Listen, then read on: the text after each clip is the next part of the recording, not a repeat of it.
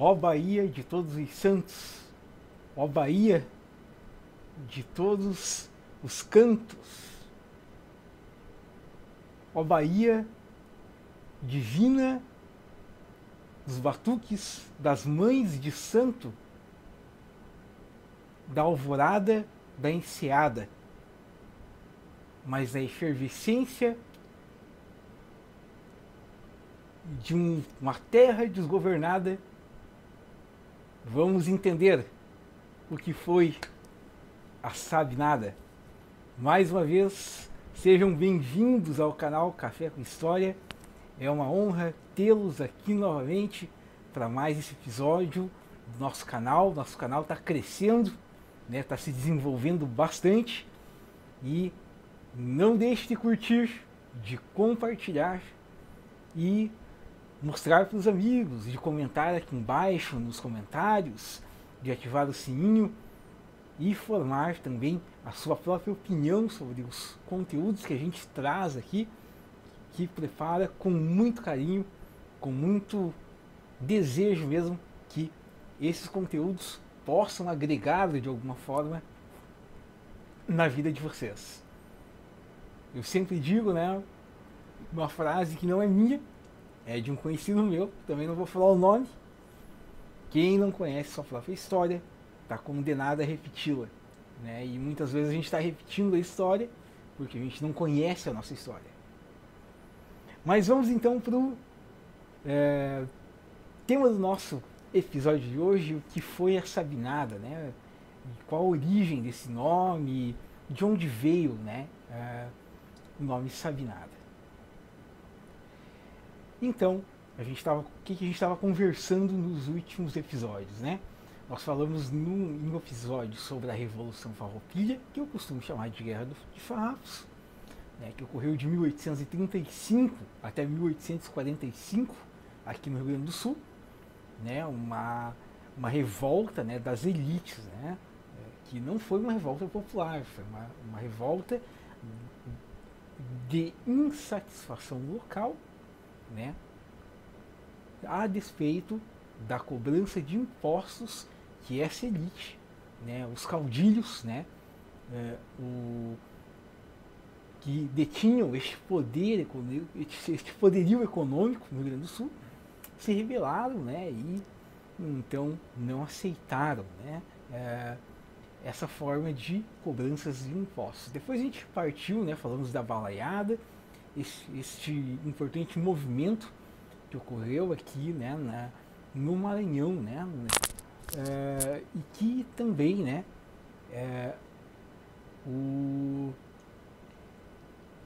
a balaiada foi também um movimento local, separatista, de cunho republicano, né, e agora a gente vai, né, para o nosso último episódio não é o último episódio do canal, é o último episódio da série do período regencial de 1831 até 1840, que nós vamos falar agora sobre o que foi a Sabinada, né?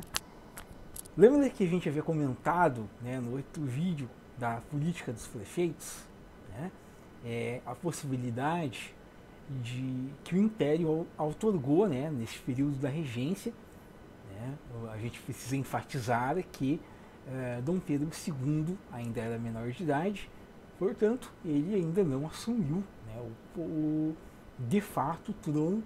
Ele estava sendo preparado, primeiro foi tutelado por José Bonifácio até 1833, e a partir de 1834, né, tutores de confiança da corte, da regência, foram tutelar ele. E enquanto isso, né, o Brasil tentando se federalizar, tentando se unificar, utilizando, né, de duas frentes repressivas. A primeira frente delas é a repressão, né, estatal, centralizadora, no Rio de Janeiro, para unificar as províncias, né, unindo assim representantes nessas províncias com a política dos prefeitos. Então os presidentes das províncias tinham a autonomia para poder aí nomear prefeitos locais que fossem assim correligionários dos seus próprios interesses e também trouxessem, né, assim, um alinhamento de interesses econômicos e políticos tanto para o presidente da província quanto para, né, o império, a fim de que houvesse, né, essa unificação nacional que já foi, né, uma questão aí, uma condição para que essas mesmas elites lá em 1822 apoiassem o processo de independência, apoiassem a Constituinte de 1823, em que pese, né, tivemos aí o nosso primeiro golpe de Estado, né, porque Dom Pedro I ele vai lá e interrompe a Constituinte, né, vai com seus soldados lá armados, cercam o paço e então nós temos aí o primeiro golpe de Estado e Dom Pedro I ele atua de forma totalmente centralizadora, autocrática, né, e praticamente absolutista, certo? Então nós temos aí esse período regencial, esse período efervescente de revoltas, né? Há essa onda rebelde no sentido de que elites locais, né, mas que não propriamente as elites com maior poderio econômico, aí arregimentam, né, facções locais para, né, esses processos separatistas. E não foi diferente com a Sabinada, né? Ela segue aí com a mesma lógica que eu falei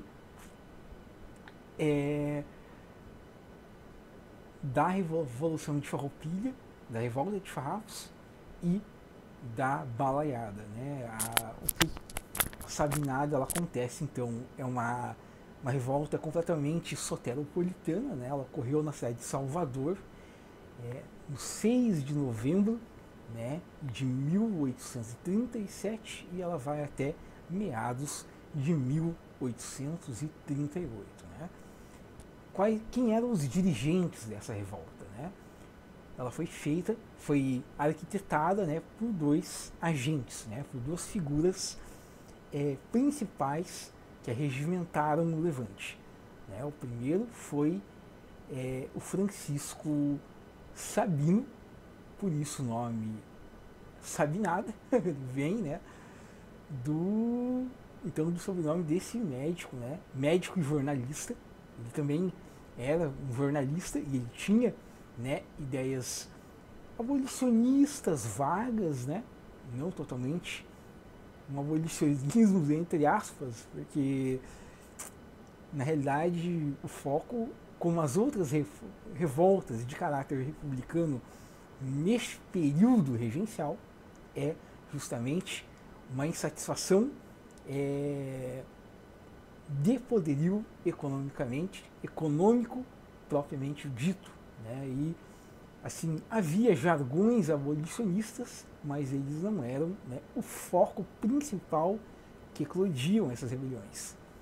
Havia apoio, né, de alguns setores ali, principalmente de afrodescendentes alforriados que, né, ali inseridos no processo, até participando do Levante Armado, requisitavam e acabavam criando narrativas abolicionistas, mas a gente sabe que não era o propósito. A ideia era econômica, era insatisfação de condição de vidas.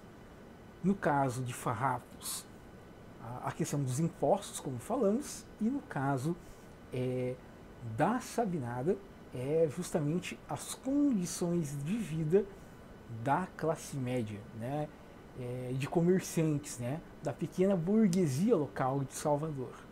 Né?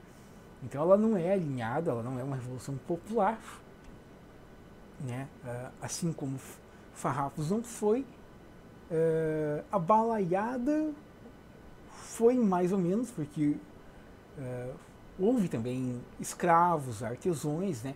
Então a balaiada ela tem um aspecto um pouco diferente, né? Ela teve ali umas camadas populares, né, de apoio, né? É, inclusive, né,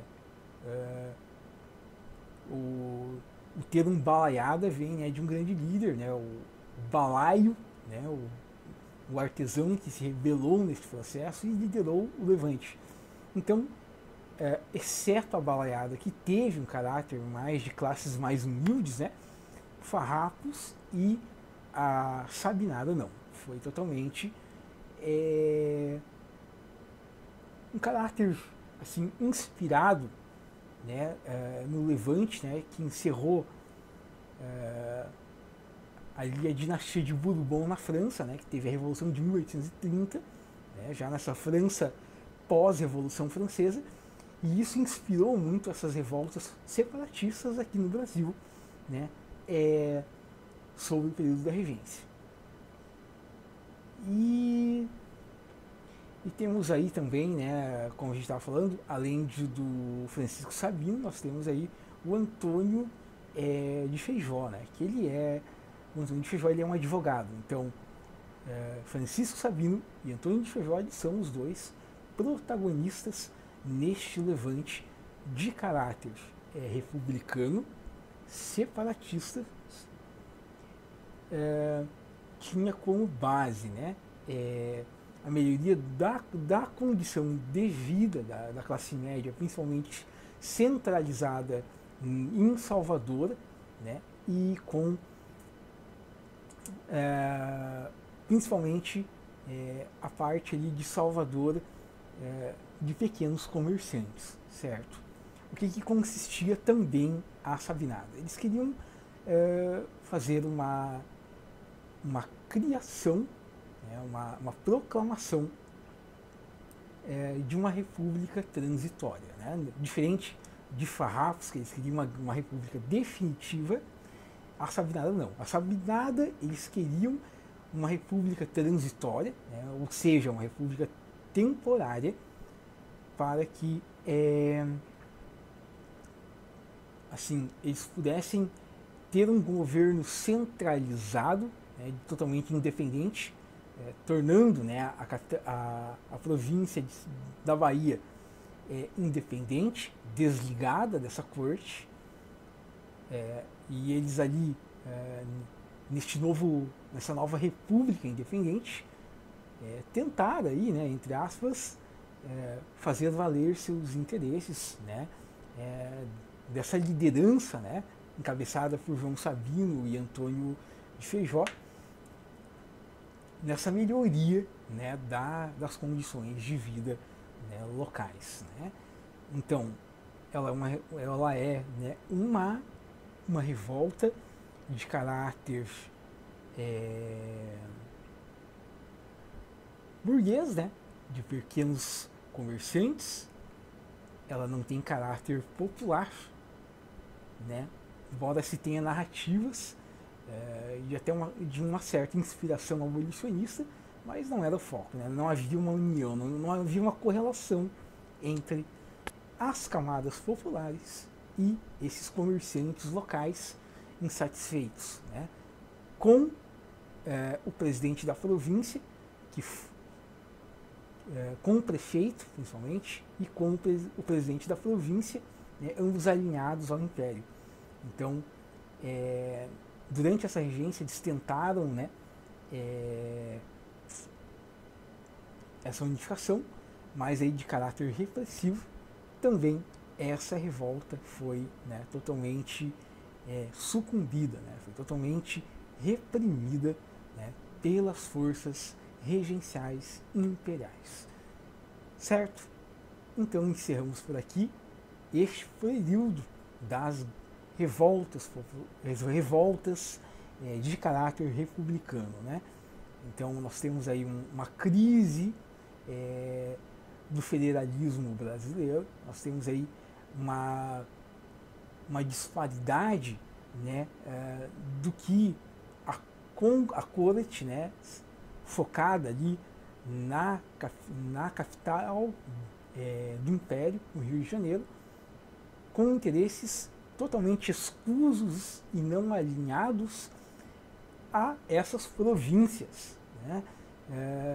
Seja do sul ao norte, nordeste, com essas elites locais galgando para si interesses econômicos ou de condições de vida,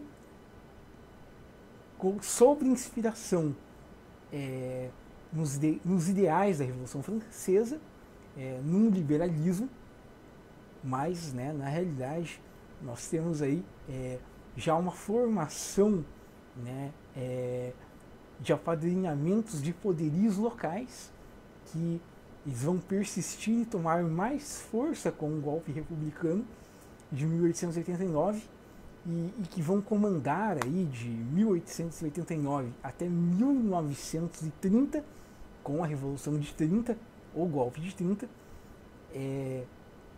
uma república, né, de apadrinhamento de poderios locais, né?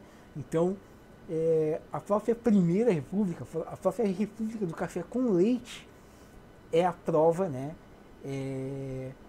fatídica, real e direta de que esses movimentos republicanos, ali na primeira metade do século XIX, ali no período regencial, a Guerra de Farrapos, tanto a Balaiada quanto a Sabinada, na realidade tinha tão somente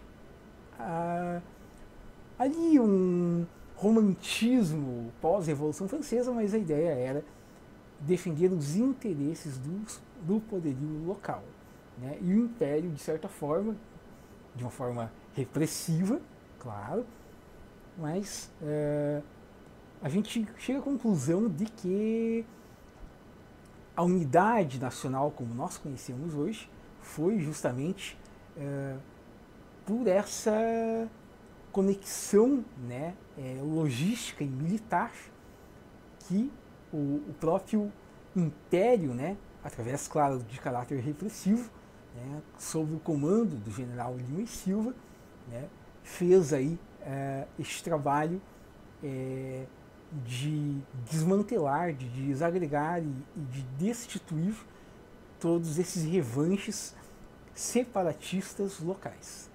Então era mais um vídeo que nós fazemos aí com vocês, deixamos esse conteúdo, espero que tenham gostado. Repetindo, não deixe de se inscrever no nosso canal, de compartilhar, para que esse conteúdo possa chegar em mais e mais pessoas e assim a gente criar essa corrente de conhecimento. Lembrando que o nosso canal é aberto, o nosso canal é livre, não tem intenção qualquer de monetização. A ideia é criar um projeto que estamos fazendo de utilidade pública. O interesse é justamente que o conteúdo possa, de alguma maneira, agregar na vida de vocês, de você que está aí acompanhando, assistindo, e espero ter contribuído de alguma forma. No próximo vídeo nós vamos falar então sobre o golpe da maioridade ou menoridade de Dom Pedro II, e aí nós vamos começar o período do segundo reinado. Vamos virar essa página de período regencial e vamos então iniciar no longo segundo reinado, que vai de 1840 até 1889. Até breve. Tchau, tchau.